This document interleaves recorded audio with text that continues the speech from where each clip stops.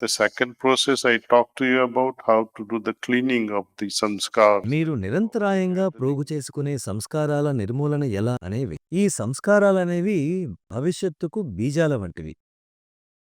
If I don't exhaust my sanskaras now, if I don't get rid of all the seeds, మన ప్రస్తుత సంస్కారాలను తొలగించుకోకపోతే, ఈ బీజాలను తీసివేయనట్లయితే, అవి మన భవిష్య జీవితాన్ని నిర్దేశిస్తాయి. వాటిని నెరవేర్చుకోవడానికి లేదా వాటిని అనుభవించడానికి, భోగించడానికి మనం మళ్ళీ జన్మ తీసుకోవాల్సి ఉంటుంది. మంచి సంస్కారాలు మంచి జీవితాన్ని, చెడు సంస్కారాలు చెడు జీవితాన్ని, ఇలా సంస్కారాలను బట్టి జీవితం ఉంటుంది. moksha or mukti is precisely where one arrives at a zero samskars.